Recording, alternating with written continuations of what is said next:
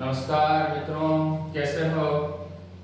मैं नंदू सिंह आपके लोकप्रिय चैनल में आपका स्वागत करता हूं। जैसा कि हम फंडामेंटल राइट्स पढ़ रहे थे, हमने पहला समानता का और दूसरा स्वतंत्रता का मूल अधिकार पढ़ा था। आज हम शोषण के विरुद्ध अधिकार आर्टिकल 23 और 24 और उसके बाद में चौथा धार्मिक स्वतंत्रता का मूल अधिकार जो 25 से लेकर के 28 आर्टिकल तक है, उनका अध्ययन करेंगे। इनसे संबंधित कैसे सवाल आते हैं, इन सब के बारे में अपन चर्चा करेंगे। यदि आपने इससे पहले वाले जो वीडियो नहीं देखे हैं तो आप डिस्क्रिप्शन में लिंक पे जाइए या फिर आप प्ले लिस्ट में जाइए, वहां पर आपको सब वीडियो मिल जाएंगे।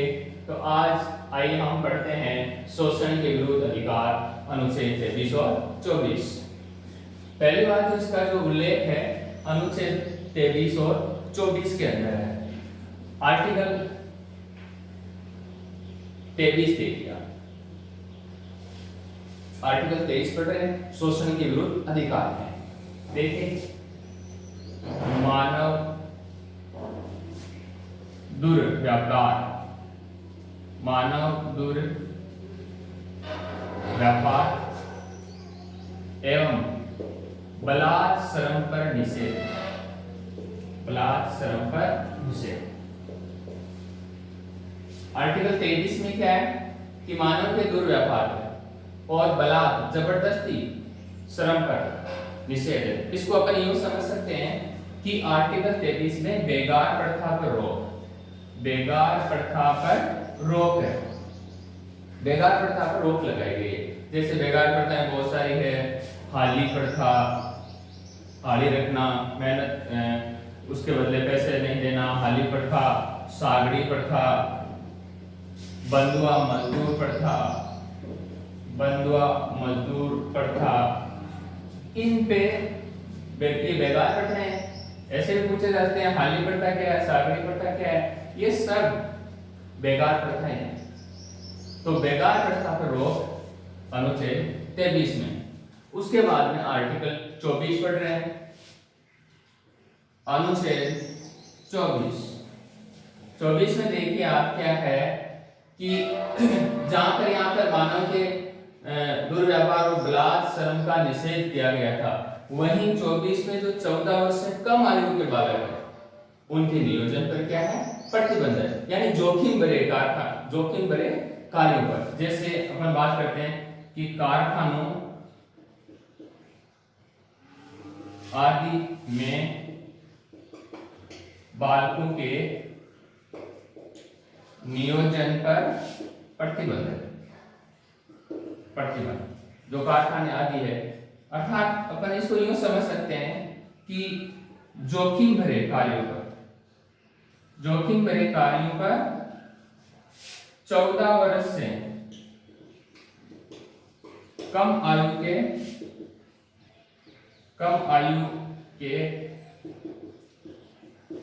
बालकों के नियोजन पर प्रतिबंध, पर रोक।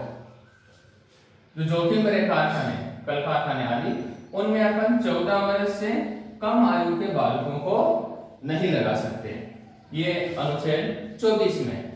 अपन इसको याद कैसे करें? देखिए यहाँ पर 23 में 2 और 3 है, तो इसको अपन संबंध बना लेते हैं कि 2-3 बुराइयां, कौन कौन सी बुराइयां हैं? जैसे हाली प्रथा, सागड़ी प्रथा, बंधुआ मजदूर, ये 2-3 बुराइयां, 2-3 मतलब 33 भी हो जाएंगे और 2-3 बुराइयां, कौन सी? हाली प्रथा, सागड़ी प्रथा, बंधुआ मजदूर, ऐसी 2-3 बुराइयों के ऊपर प्रतिबंध लगाया गया है आर्टिकल 23 में। तो ये याद भी हो जाएगा आपको। अब देखिए 24 को कैसे याद करें? 24 में यह देखिए आप 4 आ रहा है, 4 आ रहा है और अपन इसके पास में एक और लगा देंगे तो 14 हो जाएंगे। तो आर्टिकल 24 में क्या है कि 14 वर्ष से कम आयु के बालकों पर प्रतिबंध है। किसमें? कारखाने आदि या जोखिम भरे कार्य, जोखिम भरे कार्य उनको 14 वर्ष से कम आयु के बालकों को नहीं लगा सकते। अब आइए अपन आर्टिकल 4 चौथा पढ़ते हैं। तो अपन धार्मिक स्वतंत्रता का अधिकार अनुच्छेद 25 से लेकर के 28 तक है। तो अपन चौथा फंडामेंटल राइट पढ़ते हैं, धार्मिक स्वतंत्रता का अधिकार। तीसरा आपने शोषण के विरुद्ध पढ़ा, चौथा धार्मिक स्वतंत्रता का, ये 25 से लेकर के 28 तक है। तो अनुच्छेद 25 को पढ़ते हैं। धार्मिक स्वतंत्रता में अनुच्छेद 25 को पढ़ रहे हैं। देखिए 25 में अंतःकरण और अबाध रूप से, अंतःकरण और अबाध रूप से धर्म को मानने, आचरण करने और प्रचार करने की स्वतंत्रता, प्रचार करने की स्वतंत्रता। आर्टिकल 25 में क्या है? अंतःकरण की स्वतंत्रता और अबाध रूप से बिना किसी बाधा के अपने धर्म का मानने, उसका आचरण करने, उसका व्यवहार करने और उसका प्रचार करने की स्वतंत्रता है। इसी के अंदर आर्टिकल 25 के तहत ही जो सिख लोग हैं, सरदार, सिखों को कृपाण धारण करने की स्वतंत्रता, धारण करने की स्वतंत्रता। सिख लोग जो कृपाण धारण करते हैं वो आर्टिकल 25 के तहत ही करते हैं। अब पढ़ते हैं अपन अनुच्छेद 26 में क्या देखिए, जो अपन धार्मिक कार्य, धार्मिक संस्थाएं हैं, उनकी स्थापना करना दान आदि के लिए और उनको बनाए रखने का अधिकार है। तो अनुच्छेद 26 देखिए, धार्मिक कार्यों के प्रबंध की स्वतंत्रता। धार्मिक कार्यों का प्रबंध कर सकते हैं, अर्थात जो धार्मिक संस्थाएं धार्मिक और दान के लिए ऐसी संस्थाओं की स्थापना कर सकते हैं और उनको बनाए रख सकते हैं आर्टिकल 26 के तहत। अब अपन पढ़ते हैं अनुच्छेद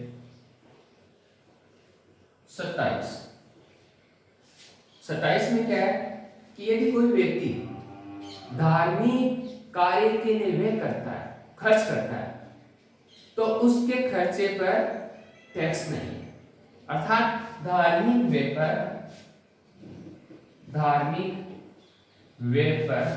व्यय यानी खर्च, व्यय पर, धार्मिक व्यय पर कर से मुक्ति। कर का मतलब है टैक्स, कर से मुक्ति है।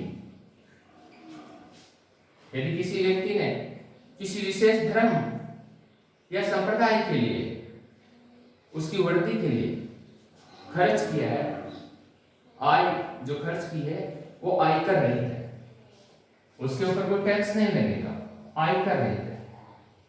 तो आर्टिकल 27 में धार्मिक व्यय पर कर से मुक्ति, कर यानी टैक्स से मुक्ति। अनुच्छेद 26 देखिए,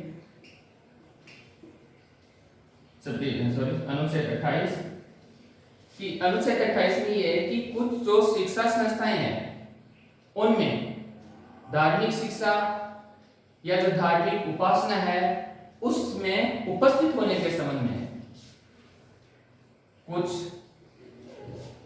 शिक्षा संस्थाओं में धार्मिक शिक्षा या उपासना के उपस्थित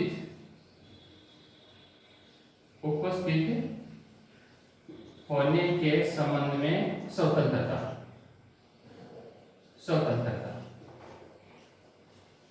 अर्थात आर्टिकल 28 को अपन पढ़ सकते हैं कि जो सरकार के पूर्ण वित्त से, सरकार के पूरे खर्चे से और सरकारी अनुदान से जो संचालित विद्यालय है उनमें किसी धर्म विशेष की शिक्षा नहीं दी जा सकती, किसी धर्म विशेष की शिक्षा नहीं दी जा सकती, सभी धर्मों को समान माना गया है। तो अपन इसको यूं पढ़ सकते हैं कि सरकार के पूर्ण वित्तीय सहयोग या सरकार द्वारा पूर्णतः स्थापित या राजकीय अनुदान से संचालित विद्यालयों में धार्मिक शिक्षा नहीं। अर्थात जो सरकार के द्वारा स्थापित संस्थाएं हैं उनमें धार्मिक शिक्षाएं नहीं दी जा सकती। अनुच्छेद 28 में एक बात यह भी है कि अल्पसंख्यकों के लिए धार्मिक शिक्षा दी जा सकती है, लेकिन किसी न्यास या ट्रस्ट द्वारा स्थापित होनी चाहिए, तब अल्पसंख्यकों को यह छूट है। तो अपने शोषण के विरुद्ध अधिकार 2324 बहुत आसान तरीके से याद किया। अब धार्मिक स्वतंत्रता का अधिकार 25 से लेकर 28 तक कैसे याद करें? देखिए, मैं आपको आसान ट्रिक बता रहा हूं। एक आसान ट्रिक है, देखिए आप। देखिए ट्रिक बता रहा हूं मैं आपको। क्या ट्रिक है कि प्रचार करके प्रबंध करो आय का, नहीं तो अनुदान लेना पड़ेगा।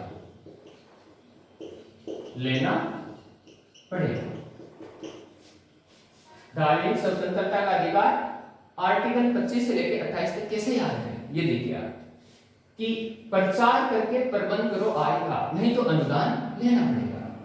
प्रचार आर्टिकल 25, धार्मिक कार्यों का प्रचार प्रसार की स्वतंत्रता आर्टिकल 25 में।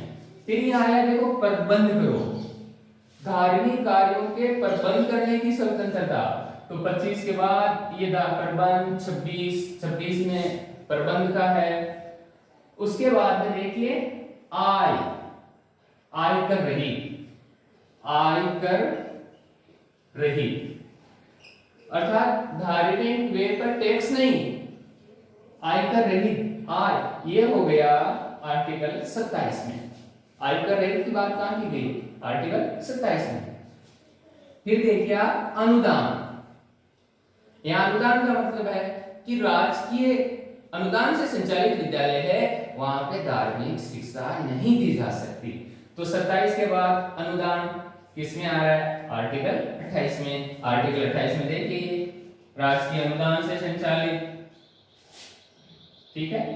तो आपने यदि थोड़ा सा इसको ढंग से पढ़ लिया कि प्रचार करके प्रबंध करो आय का, नहीं तो अनुदान लेना पड़ेगा, तो इससे 25 से लेकर के और 28 तक के पूरे आपको आर्टिकल याद हो जाएंगे। इसके बाद में अपन अगले मौलिक अधिकार पढ़ेंगे।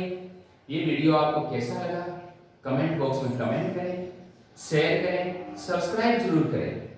जो लाल अक्षरों लिखा सब्सक्राइब वो जरूर करें, साथ ही बेल आइकन दबाएं, जिससे नेक्स्ट वीडियो पे आपको नोटिफिकेशन मिलता रहे। Thank you for watching.